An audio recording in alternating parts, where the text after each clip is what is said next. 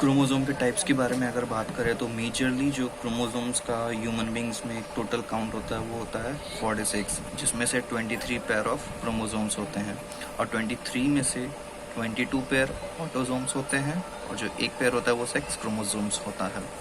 अब बेसिकली जो क्रोमोसोम्स होते हैं वो एक्स और वाई के फॉर्म में होते हैं, यानी अगर टाइप्स ऑफ क्रोमोसोम्स के बारे में अगर हम लोग पढ़े तो मेजरली फॉर्म जो क्रोमोसोम्स का होता है वो एक्स और वाई टाइप ऑफ क्रोमोसोम्स होता है। अगर स्ट्रक्चरल डिफरेंसेस की बात की जाए तो एक्स और वाई क्रोमोसोम दोनों एक दूसरे से बहुत से चीज़ों में डिफर करते हैं।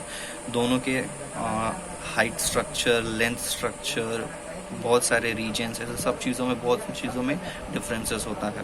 जैसे कि आप लोग देख सकोगे कि एक्स क्रोमोसोम जो होता है वो वाई क्रोमोसोम से लार्जर होता है। अगर आप टेक्स्ट बुक में रेफरेंस लेके देखोगे तो वहाँ पे आपको स्ट्रक्चर कम्प्लीटली बताया गया है कि एक्स क्रोमोसोम जो होता है वो वाई क्रोमोसोम से बहुत ही बड़ा होता है, मतलब कंपैरेटिवली बड़ा होता है। अब बात करते हैं रीजन्स के बारे में। अब ये रीजन्स क्या है?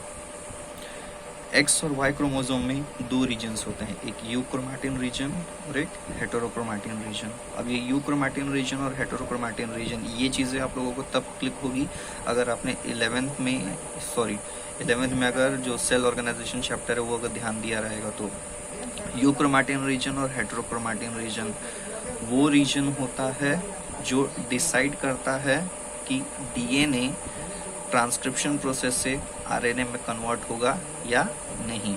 यानी यूक्रोमैटिन रीजन डीएनए का वो रीजन होता है जो आरएनए में कन्वर्ट होगा, उसको हम लोग यूक्रोमैटिन बोलते हैं। इसीलिए यूक्रोमैटिन को हम लोग ट्रांसक्रिप्शनली एक्टिव रीजन भी बोलते हैं। ट्रांसक्रिप्शनली एक्टिव रीजन इसलिए क्योंकि ये वाला पार्ट क्रोमैटिन आरएनए में कन्वर्ट होने वाला है with the help of process transcription, और हेटेरोक्रोमैटिन वो वाला रीजन जो ट्रांसक्रिप्शन प्रोसेस के थ्रू भी आरएनए में कन्वर्ट नहीं होगा। इसलिए हेटेरोक्रोमैटिन को ट्रांसक्रिप्शनली इनएक्टिव और यूक्रोमैटिन को ट्रांसक्रिप्शनली एक्टिव बोलते हैं। अब अमाउंट की बात करते हैं। एक्स क्रोमोसोम में यूक्रोमैटिन रीजन ज़्यादा होता है एज कंपैरेटिवली वाई क्रोमोसोम्स के, और हेटेरोक्रोमैटिन रीजन कम होता है as compare to Y chromosomes के।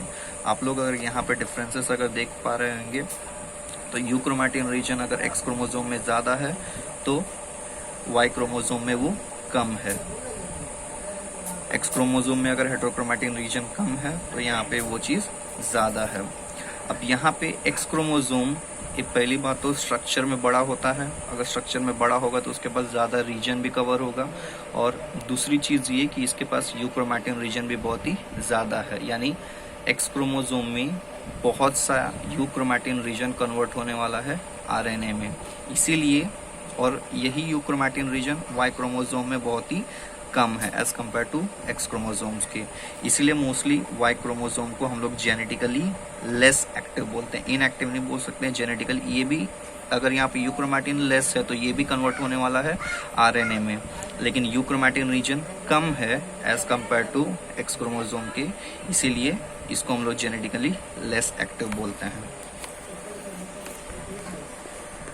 अब एक्स और वाई क्रोमोसोम, दोनों क्रोमोसोम होमोलोगस और नॉन होमोलोगस रीजन, ये दोनों शो करते हैं। अब होमोलोगस रीजन क्या होता है और नॉन होमोलोगस रीजन क्या होता है? होमोलोगस रीजन यानी वो रीजन्स जिनमें सिमिलर टाइप्स के जीन्स होंगे, और नॉन होमोलोगस रीजन वो रीजन्स होते हैं क्रोमोसोम्स पे जहाँ पे डिसिमिलर जीन्स होंगे। अब सिमिलर जीन्स और डिसिमिलर जीन्स का मतलब क्या होता है? सिमिलर जीन्स का मतलब वो जीन्स जिनके कैरेक्टर्स सेम होंगे, जो सेम कैरेक्टर्स कैरी करते रहेंगे, और डिसिमिलर जीन्स का मतलब जो सेम कैरेक्टर्स कैरी नहीं करते रहेंगे। अब यहाँ पे होमोलोगस और नॉन होमोलोगस रीजन ये एक पॉइंट से बहुत ही इंपॉर्टेंट है। फॉर एग्जांपल अगर आपको याद होगा तो क्रॉसिंग ओवर एक ऐसा प्रोसेस होता है जिससे जो सेक्सुअल रिप्रोडक्शन में होता है, जिसके वजह से रिकॉम्बिनेशन आता है। तो ये जो क्रॉसिंग ओवर होता है वो सिर्फ और सिर्फ होमोलोगस रीजन में होता है, नॉन होमोलोगस रीजन में नहीं होता है। इसीलिए सेक्सुअल रिप्रोडक्शन में जो ऑफस्प्रिंग्स मिलते हैं वो अनआइडेंटिकल होते हैं, और असेक्सुअल रिप्रोडक्शन में वो चीज़ नहीं पाती, क्योंकि सेक्सुअल रिप्रोडक्शन में रिकॉम्बिनेशन होता है, ना कि असेक्सुअल रिप्रोडक्शन में रिकॉम्बिनेशन होता है।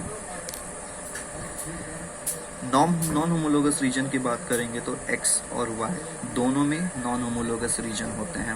अब इतना तो क्लियर हो जाना चाहिए कि जहाँ पे भी होमोलोगस रीजन होगा वहाँ पे क्रॉसिंग ओवर होगा, और जहाँ पे नॉन होमोलोगस रीजन होगा वहाँ पे क्रॉसिंग ओवर नहीं होगा। तो नॉन होमोलोगस रीजन का कंटेंट की बात करें तो वो एक्स में भी प्रेजेंट होता है और वाई में भी प्रेजेंट होता है।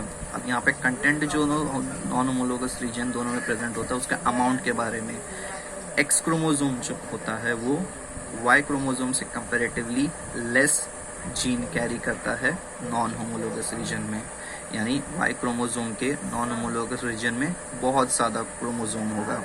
अब ये चीज़ का भी बहुत ही ज़्यादा इम्पोर्टेंस होता है लिंकेज प्रोसेस में। लिंकेज प्रोसेस क्या होता है हम लोग बाद में पढ़ेंगे। एंड फिलहाल के लिए इतना याद रखो कि वाई क्रोमोसोम में जो नॉन होमोलोगस रीजन होते हैं वो बहुत ही ज़्यादा होते हैं और एक्स क्रोमोसोम में बहुत ही कम होते हैं, यानी आप contains less gene than Y chromosome.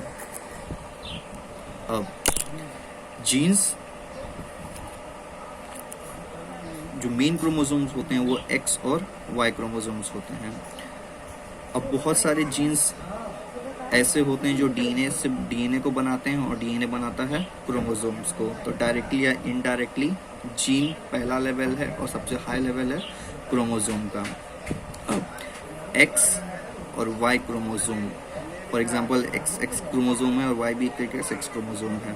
तो जो भी जीन्स एक्स क्रोमोसोम के नॉन होमोलोगस रीजन पे अटैच्ड होंगे उसको हम लोग एक्स लिंक्ड जीन्स बोलेंगे, और जो भी जीन्स वाई क्रोमोसोम्स के नॉन होमोलोगस रीजन पे अटैच रहेंगे उसको वाई लिंक्ड जीन्स बोलेंगे।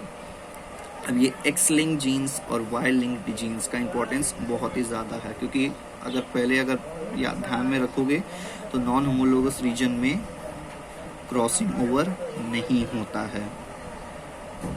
तो अगर क्रॉसिंग ओवर नहीं होता है तो इसका इम्पोर्टेंस बहुत ही ज़्यादा होता है लिंकेज प्रोसेस में। लिंकेज प्रोसेस क्या होता है हम लोग आगे पढ़ेंगे। तो ये था ओवरव्यू टाइप्स ऑफ क्रोमोसोम का on the basis of X and Y chromosome.